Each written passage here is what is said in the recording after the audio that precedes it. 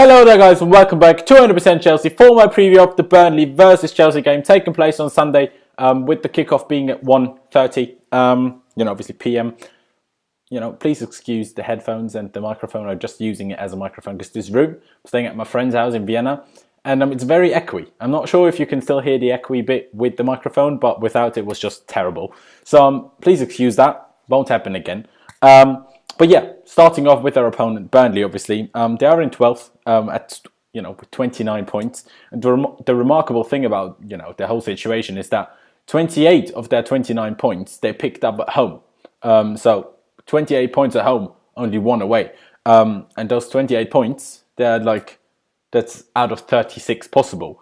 So that's an insane record. And obviously with us playing them at their home, at Turf Moor, that's, it's definitely not an easy place to go. They did win, actually, their last 5 home games, which, makes it even more difficult. If you just look at the home table, just, games that teams played at home, Burnley are actually 3rd, according to Antonio Conte. I didn't check it myself.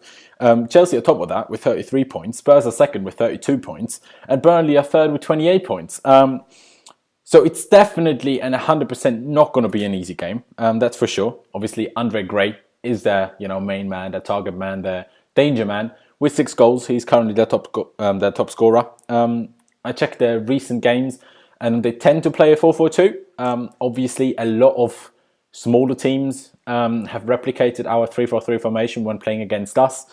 Whether that will happen or not, again, I'm not so sure. There's no way of knowing, let's be honest.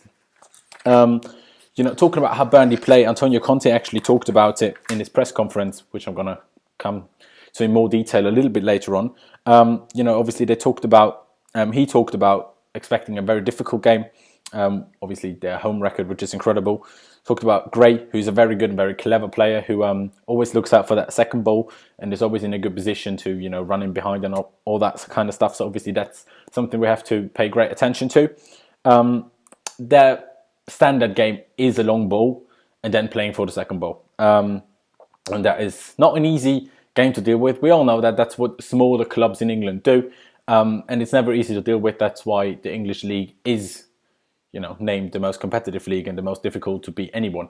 But, let's be honest, we should be able to deal with it. Now, talking about Antonio Conte's press conference, just by itself. First thing, and that is important to mention, there have been quotes during the week from Sky Italia about Antonio Conte speaking about Diego Costa, and that apparently, this whole he had to raise his voice to sort things out because there was an issue. What Conte and the guy always sitting next to him, I forgot his name at the press conferences, what they said, none of that is true. He didn't even say a word about Diego Costa in that interview with Sky from Italy. So, that's apparently wrong. Good to know. Obviously, I hate that when media outlets do, they just invent a story. It's just bullshit. Like, it kills your own reliability. It's just bad for yourself once it comes out.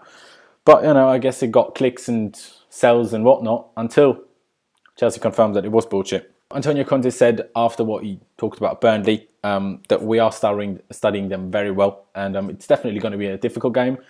But, we've beat pretty much everyone all season long since September. Only teams we lost to was Spurs, and the only other team who we didn't beat was Liverpool.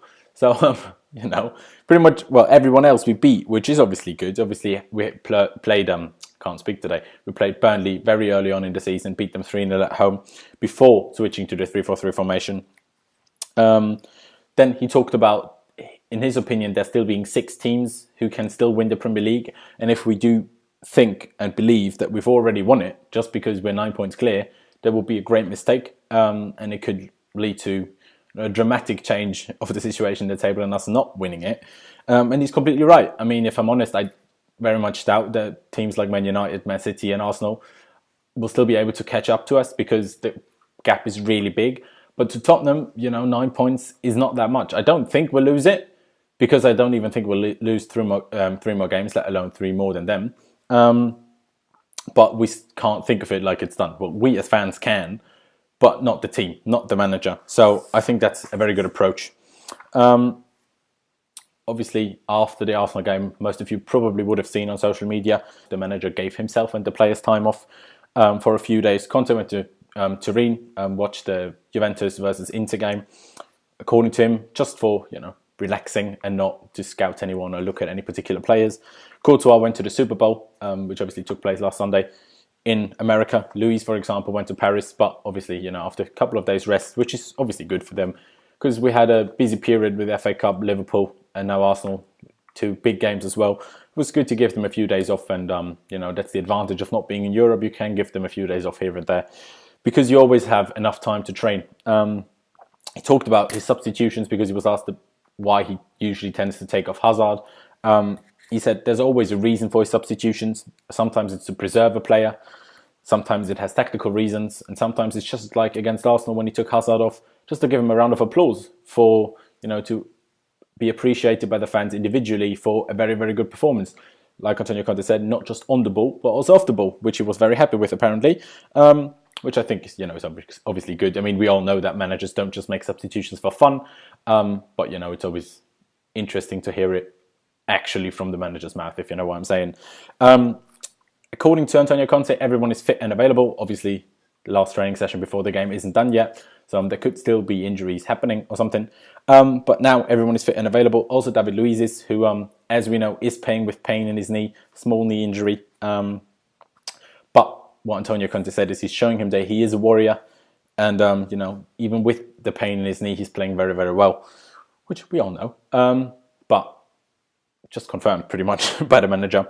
What else he's been asked about was Frank Lampard returning to Chelsea. There's been different stories. I've heard that he's coming back to the coaching staff while making his coaching badges, which he's doing right now. And then just a few minutes ago, I read that we've offered him an ambassador role.